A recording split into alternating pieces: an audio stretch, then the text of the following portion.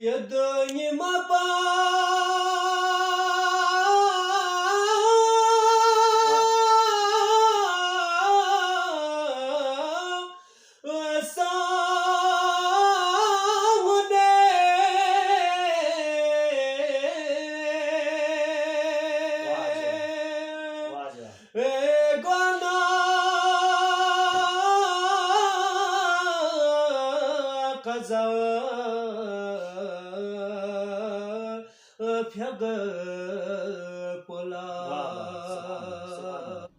बिस्मिल्लाहिर्रहमानिर्रहीम। अस्सलाम वालेकुम। आप देख रहे हैं प्रोग्राम रंग सुखन नसीम अदा के साथ। नाजरीन, आज हमारे साथ तशरीफ़ रखते हैं बल्तिस्तान के मशहूर व मारूफ नात ख़्वां मदह ख़्वां, इंतहाई खूबसूरत और दिलनशीन आवाज़ के मालिक जनाब ज़हीर अब्बास सहर साहब। आप बड़े फ़र्जंद अर्जुमन हैं सरताज मदह ख़ान बल्तिस्तान मरहूम व मग़फ़ूर ज़ाकिर अहले बैत मोहम्मद हसन सहर के। मोहम्मद हसन सहर का एक दौर था, एक अहद आवाज़ के हवाले से, मदह ख़ानी के हवाले से, मरसिया ख़ानी के हवाले से अगर एक अहद अगर हम कहें तो बेजा नहीं होगा। उनकी आवाज़ में जो तासीर थी, उसमें जो सोच था, जो लहर था, और उनके पढ़ने का जो अंदाज़ था, या उनकी आवाज़ की ऊंचाई थी, या उनकी जो आवाज़ का लहर और आहंग, अगर उसके हवाले से अगर बात करें तो आज भी लोग उनको याद करते हैं। आज भी बहुत सारे लोग इनके दिलदादा हैं। अल्लाह को जो मंजूर था, उनके फैसले हमारे हक में ही होते हैं। उनको ये मंजूर था कि वो बहुत जल्द हमसे बिछड़ गए, लेकिन उनकी आवाज़ अब भी इस फ़ज़ा में गूंजती सुनाई देती है। अब भी जब भी कहीं पे महफ़िल का इनेकाद होती हैं, कहीं पे कोई शादी ब्याह का मौका होता है, तो हर जगह पर उनकी आवाज़ हमें इस फ़ज़ा में गूंजती हुई सुनाई देती है, हमारे कानों से टकराती है। तो उनकी यादों के हवाले से अगर मैं ख़ुद भी अगर बात करूं तो शायद पूरी रात गुजर जाए, प्रोग्राम में सकत ना हो कि वो सब सारी चीज़ें रिकॉर्ड कर सकें, लेकिन उनकी यादें ख़त्म नहीं होती। तो आज हमारा प्रोग्राम हसन सहर की यादें, ज़हीर सहर की ज़बानी, ये हमारे आज के इस प्रोग्राम का उन्वान है। लेकिन इनसे हम खैर इस हवाले से नहीं पूछेंगे कि ये सवाल अगर मैं पूछूं तो शायद बेजा होगा कि आपको फैमिली फंक्शन के दौरान वो याद आते होंगे, या हर खुशी और गमी के मौके पर याद आते होंगे। ये तो ज़ाहिरी सी बात है, फितरी सी बात है, हर किसी को याद आ जाती है। और वो एक ऐसा अजीम बाप जिसका एक किरदार हो, जिसकी इंतहाई खिदमत हो, खुसूसन ज़िक्र अहले बैत के हवाले से, तो उनका याद आना तो ज़रूरी ही है। लेकिन हम फोकस करेंगे उनके कसीदा खानी के हवाले से इनकी क्या यादें जुड़ी हैं। तो सबसे पहले आपका बेहद शुक्रिया कि प्रोग्राम में शिरकत करने के लिए और प्रोग्राम के वक्त निकालने के लिए। आपका भी बहुत शुक्रिया नसीम भाई, आपने मौका दिया, आपने होस्ट हुई प्रोग्राम में पढ़ने का। बिल्कुल मौका देना चाहिए। ये एक तो आप भी बेहतरीन मदफ़ा हैं, बेहतरीन और ख़ूबसूरत आवाज़ के मालिक हैं। आपने भी अपने वालिद के मिशन को जारी रखा हुआ है, और दूसरी बात उस वालिद से आपकी निस्बत है जिनकी वजह से, जिन्होंने एक नई ज़िंदगी दी, एक नया उन्होंने कसीदा ख़ानी को, मदह ख़ानी को एक नए जहद में उन्होंने पेश किया। तो आप सबसे पहले मुझे ये बताइएगा, मरहूम हसन सहर जो आपके वालिद गिरामी थे, उनको हर जगह से दावत आती थी, जलसों में, मुख्तलिफ़ किस्म के महाफिल में। तो जब उनको इनकी दावतनामा उनको मिलता था, तो उस वक्त उनकी कैफियत क्या होती थी? जी बिल्कुल, जब उनको मुख्तलिफ़ जगहों से जब दावत आते थे तो हर जगह कोशिश करते थे कि हर जगह जाने की कोशिश करते थे।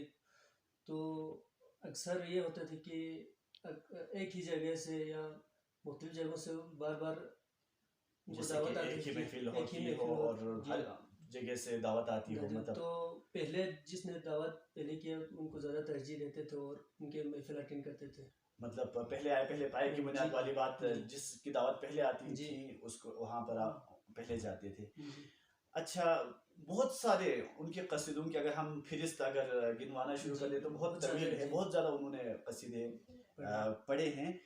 लेकिन और खुसूसन इससे पहले भी किसी और प्रोग्राम में हम किसी और मेहमान के साथ इस हवाले से गुफ्तगू कर रहे थे, तरस खानी के हवाले से भी, जी बस्ती तरस के हवाले से भी उनकी खिदमत हैं। जी तो आप ये बताएं, वो सबसे ज़्यादा कौन सा कसीदा पढ़ते थे? जी सबसे ज़्यादा लोगों की भी फरमाइश होती थी कि बाबस रहमतुल्लाह अलैह के कलाम पढ़े, जी जी जिनमें से सबसे ज़्यादा बल्कि कसीदा मशहूर ज़माना है ज़ुख़्म-ए-मज़िन जी जी सोने से बिल्कुल। ज़र्फ़ खुदाई अली, ये ज़्यादा लोगों की फरमाइश होती थी ये ज़्यादा पढ़े। तो जी नाजरीन भी ये चाहेंगे कि आपके ज़रिए से लोग उनकी याद को ताज़ा करें, तो वो ज़ुख़्म-ए-मज़िन को कैसे पढ़ते थे? जी मैं कोशिश करता हूँ कि उनकी जी जी आवाज़ में बिस्मिल्लाह उनकी जी, बताओ। तरस में पढ़ने की। ज़ुख़्म-ए-मज़िन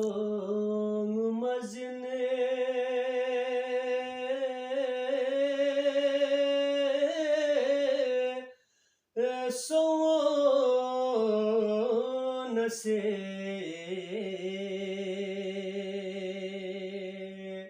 ज़र्फ़ो खुदाई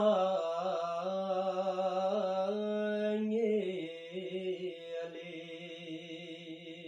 वाह जी वाह, सुभान अल्लाह। छज्जोलका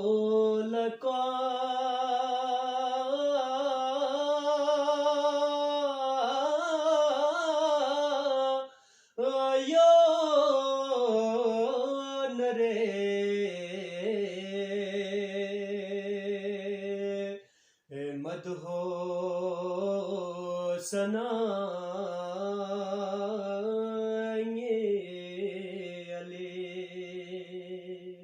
वाह जी वाह, सुभान अल्लाह। يدني مبا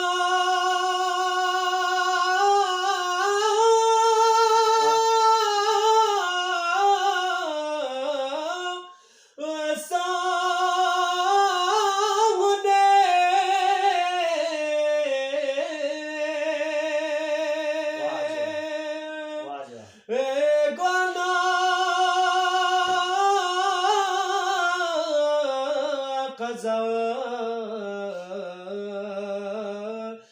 Fyag pola वाह वाह, सुभान अल्लाह, सुभान अल्लाह।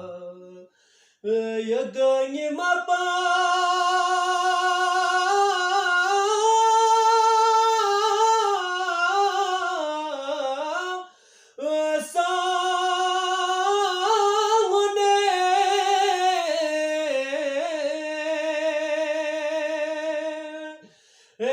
Guana वाह वाह, kaza fyag वाह जी वाह, pola सुभान अल्लाह, सुभान अल्लाह।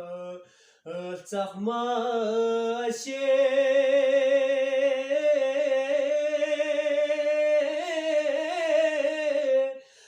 hoko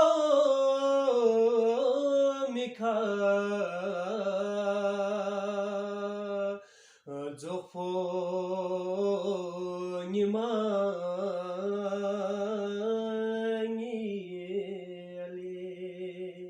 वाह जी वाह, सुभान अल्लाह, सुभान अल्लाह। वाकई में आपने उनकी जो है याद ताज़ा कर दी। इंतहाई खूबसूरत अंदाज में वो पढ़ा करते थे, बिल्कुल उसी अंदाज में आपने कोशिश की पढ़ने की। मौला उनको इस ज़िक्र के सदक़े में करवट करवट जन्नत नसीब हो और मौला आपको हमेशा खुश रखें। मैं खुद चंद महफ़िल की मैं गवाह हूँ कि ख़तीब बेबदल आगा हैदर मौसवी को बार बार मरहूम से इसी कसीदे की फरमाइश करते हुए मैंने देखा है। और आम आवाम की भी ख्वाहिश होती थी, वो कोई भी कसीदा पढ़ते थे तो कहते थे कि आखिर में ये कसीदा ज़रूर सुनाएं। और गालिबन इसका तर्ज भी उन्होंने खुद लगाया था, वो तर्ज के हवाले से भी, तर्ज लगाने के हवाले से भी उस्ताद थे। तो इसके साथ साथ एक दो कसीदे और भी थे जिसकी फरमाइश ज़्यादातर लोग करते थे। एक मुझे याद है, ये अज़ली जगला खुदास वाला, वो अगर आप अपने ज़बान में या अपने अंदाज में एक बंद मरहूम के अंदाज में अगर सुनाएं तो हमारे नाज़रीन को भी उसकी भी याद ताज़ा हो जाएगी। अज़ली जगला खुदास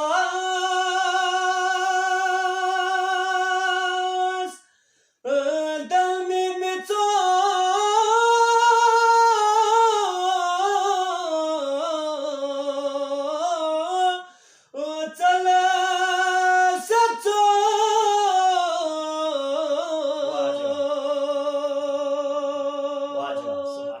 o chongas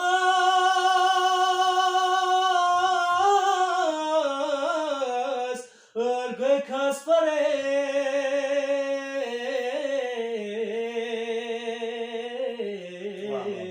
Fatima nafsal se so o chongas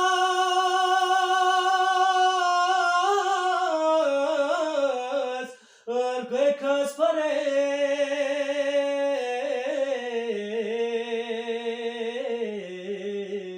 Fatima nafsal se so Namla nas dere ashibas kalfanato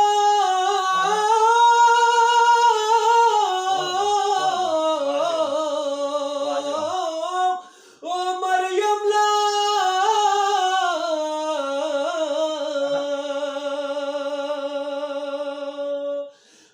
Maida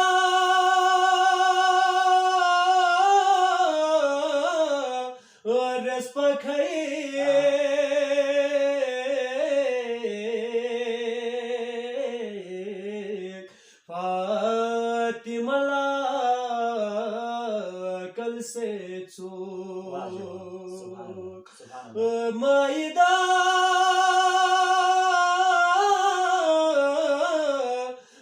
respa khaye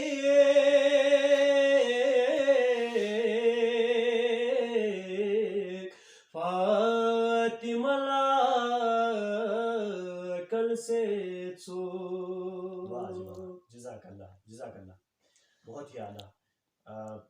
जो भी जितने भी कसीदे हैं ज़्यादातर उनके तर्ज खुद लगाते थे। इनके आजकल जितने भी नए कसीदा खान हैं वो सारे इनके फॉलोअर्स हैं। उनको देखकर उनकी तर्ज लगाए हैं। उन्होंने जो खिदमत की है वो बेपनाह है। इसको लोग याद रख रहे हैं और इसको ज़माना मुद्दतों तक याद रखेंगे इंशाल्लाह। खैर बस्ती में तो बहुत ही ज़्यादा इन्होंने पढ़े हैं। हर महफिल की वो जीनत थे जो हर तमाम महफिलों में वो शिरकत करते थे। हर महफिल का वो लाजमी जुज़ था। हसन सहर जिस महफिल में हो तो उस महफिल को कामयाब समझा जाता था। महफिल की या मजलिस की कामयाबी की अलामत समझी जाती थी कि अगर वहाँ पर हसन सहर मौजूद हो। तो अल्लाह को जो मंजूर था कि वो दावे मुफारकत दे गए।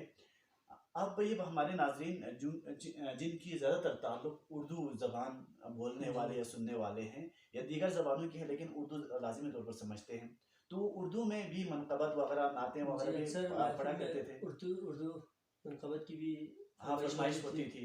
तो इसका बहुत सारे नमूना पेश करें। जी बहुत सारे मनक़बत थे जिनमें से अक्सर जब महफिल में होते थे तो शहीद मोहसिन नकवी के जो कसीदा या मनक़बत से पहले ये पढ़ते थे। शहीद मोहसिन नकवी की एक रुबाई है, पेश करता हूँ। जी अता हो। अली का देना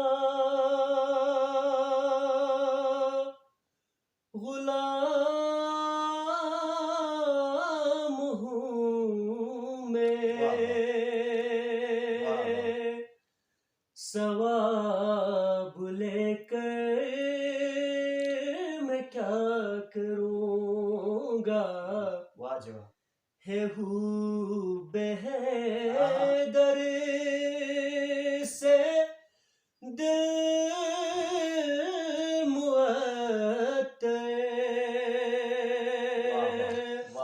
गुलाब लेकर मैं क्या करूँगा। वाह वाह वाह वाह। लहद में आया था जो फरिश्ता, ये कह के से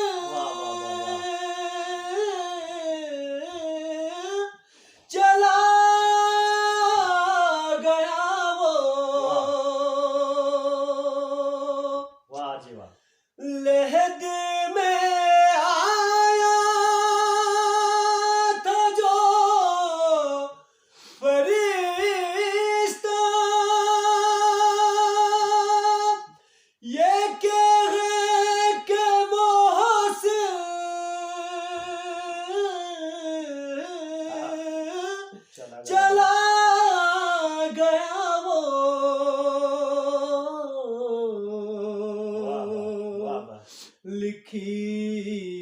है ना दे